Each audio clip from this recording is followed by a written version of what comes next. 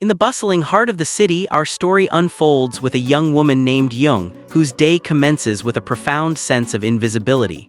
Rushing towards her place of employment, she watches in dismay as her work bus departs without her, the driver indifferent to her frantic waves. This initial rejection sets the tone for her existence.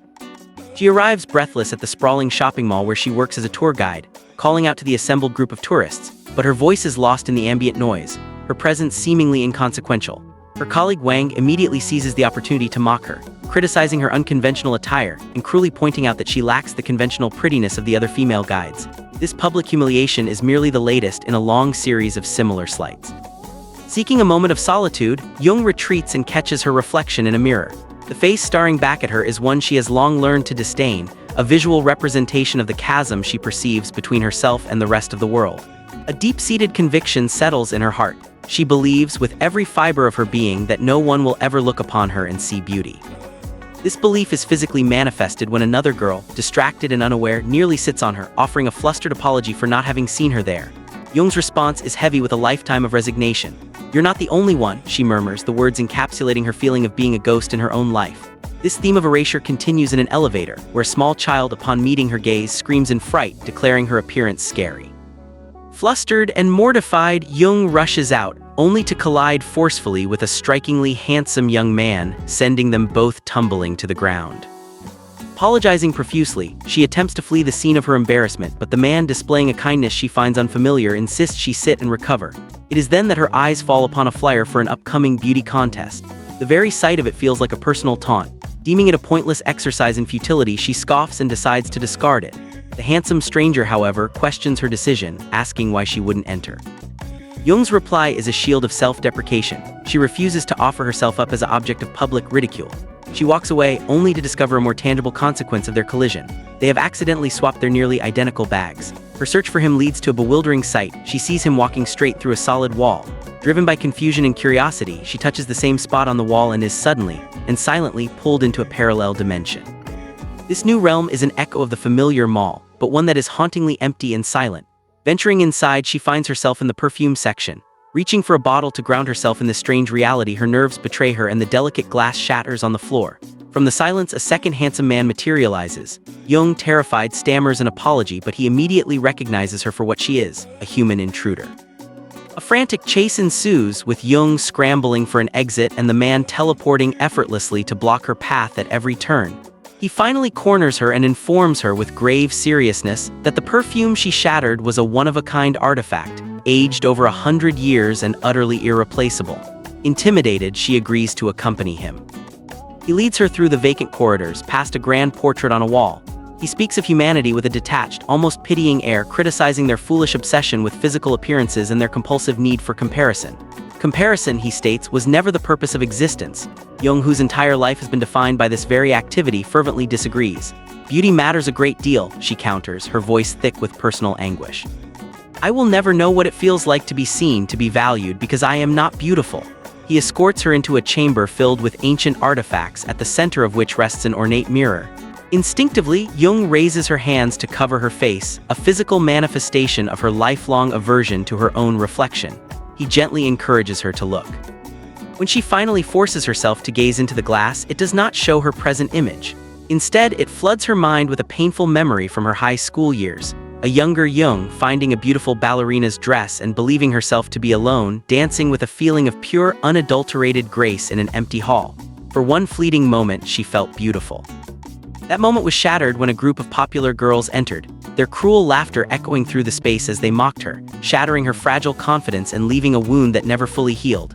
The man explains that this is no ordinary mirror. It reflects the memories we most wish to forget. Young tells him that people look into mirrors hoping to see beauty, but she has only ever seen a reflection of her own inadequacy. He then returns them to the perfume counter and presents her with a choice. Any perfume from this collection, he reveals, has the power to grant a single wish. Young's deepest desire surfaces immediately. She wishes for a boyfriend, but she knows such a thing is impossible unless she is reborn as a pretty girl.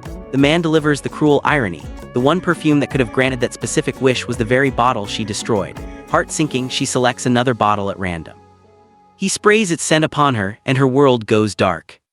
She awakens back in her own reality, convinced the entire episode was an elaborate dream, until her colleague Hong comments on the strange, enchanting fragrance she now carries. Realizing the experience was real, Jung finds the stranger's bag still by the wall, and it seems to pull her back through into the parallel world. This time she is determined. She wanders the empty mall, her resolve firm. She will wish to become a different, beautiful girl. Her solitude is broken by the appearance of a third handsome man, this one possessing an air of arrogant disinterest behind an information desk. Yet with a single glance he articulates her deepest, unspoken desire. He reveals he is over 1,000 years old and can read the deepest yearnings of any human heart. When she explains her quest to retrieve her own bag, he directs her to the lost and found. There, the second man reappears, his memory of her seemingly wiped, though he recalls the bag. The thought, "I truly am that forgettable," echoes bitterly in Jung's mind. Her search for her belongings leads to a comical mishap involving a startled dove and a resulting fall that leaves her clothes stained. The man provides her with a cleansing device and a new dress, but he criticizes her choice, stating it doesn't highlight her beauty. He instructs her to change again. When she enters the next room, the environment shifts entirely. She is no longer in the mystical mall, but in the stark, modern office of a company where she once worked. At her old desk, she finds a long-forgotten note, a message from a boy in her past asking to meet after school. This triggers another painful flashback. A young boy from her high school confessing that he loved her specifically because he found her beautiful. For a glorious, heart-stopping moment, Jung felt seen. Then his friends emerged from hiding, revealing the entire confession was a callous bet to see if he could make the unlovable girl say yes in under a minute. Their laughter was a weapon, and the memory still has the power to make her cry. She exits the room, and the man explains it was the room of wasted time, a space that shows how individuals squander their lives clinging to false, damaging beliefs about themselves. He tells her she has wasted years convinced of her own lack of beauty, and that this single belief has poisoned every subsequent choice she has made.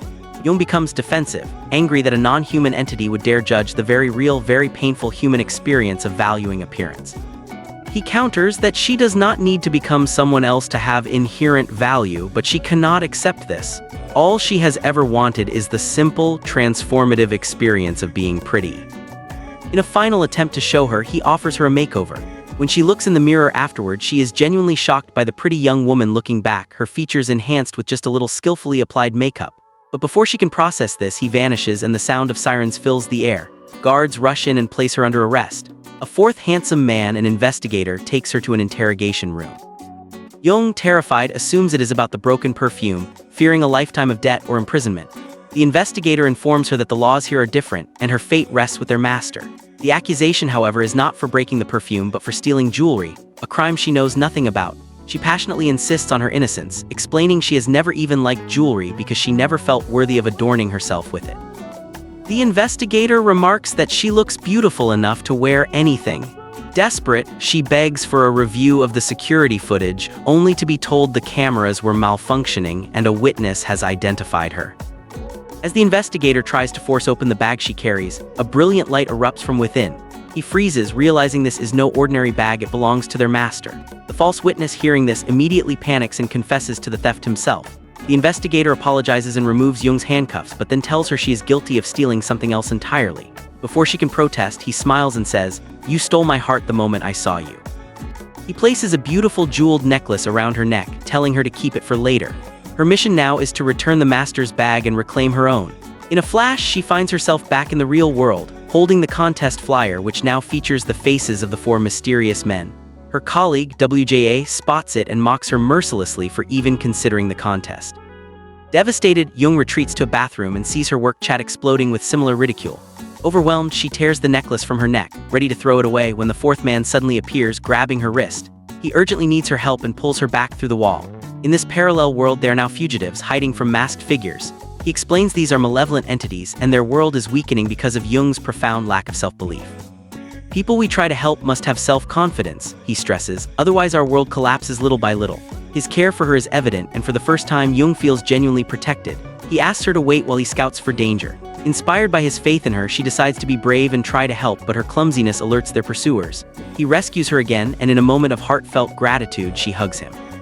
He takes her to a magically sealed door, but his powers are too weak to open it. Jung notices the lock requires a gem-shaped key, identical to the necklace she was given. Remembering the investigator's words, she uses it and the door opens. Inside, he tells her they must open the master's bag and only she might know the password. Jung pieces together the profound phrases the four men had told her, using them as the passcode. The bag glows with a brilliant light, and she is suddenly transported onto the stage of the real beauty contest, standing unprepared beside a smirking WJA. The host asks why she entered. Before she can speak, WJA cruelly interjects, claiming Jung entered because she actually thinks she's beautiful. The crowd roars with laughter, which intensifies when an old, unflattering photo of Jung from high school is displayed. Humiliated, she flees the stage only to wake up and realize it was a nightmare. The reality is almost as bad. A message confirms she has been entered into the real contest. WJA submitted the application to orchestrate her public humiliation. On the day of the contest, as the other contestants prepare, Jung sits alone in the garden in her pajamas, resolved not to attend. But then the words of the four men return to her with the force of a revelation. You don't have to change to be beautiful. You've wasted years not believing in yourself. You stole my heart. Your lack of confidence weakens our world. A newfound resolve ignites within her. She gets up, gets a quick makeover, and dons her dress, now radiating a confidence that comes from within. As she walks to the stage, she spots the master, the first man, calmly watching her. He calls out, revealing he knows everything about her journey. He places a final necklace on her, saying, "No gem shines brighter than you." Empowered, Jung walks onto the stage. Her presence is transformative. She stuns the audience and the judges. The other contestants, including WJA, instinctively move aside. In her shock, WJA loses her balance and tumbles off the stage in a moment of poetic justice. Jung wins the contest. Afterward, she finds WJA and asks why she harbored so much hatred. WJA breaks down, confessing she was once an overweight girl who was relentlessly bullied. Seeing Jung bullied reminded her of her own painful past, so she joined in, hoping to transfer that pain. Jung, with immense compassion, understands and forgives her, helping her to her feet. Time passes and we see a fully transformed Jung. Now confident and poised, guiding a new group of tourists. They recognize her as the contest winner and ask for her secret. Jung notices a shy, insecure girl in the crowd, a mirror of her former self. In a beautiful full-circle moment, she hands the girl an entry coupon for the beauty contest, offering her the same chance at transformation. Later, while shopping, Jung catches the eye of the mall's handsome manager. She mistakes him for a stalker and confronts him, only for security to address him respectfully. He reveals himself to be Sahun, a former classmate, the same one who had bumped into her by the elevator so long ago. He confesses he always had feelings for her but never had the courage to tell her. Now he doesn't want to waste another opportunity. As he takes her hand, Jung feels a deep connection, wondering if the master had, in his own way, granted her wish after all. The series ends with the shy girl Jung encouraged discovering the magical bag by the wall, her own journey of self-discovery and confidence just beginning.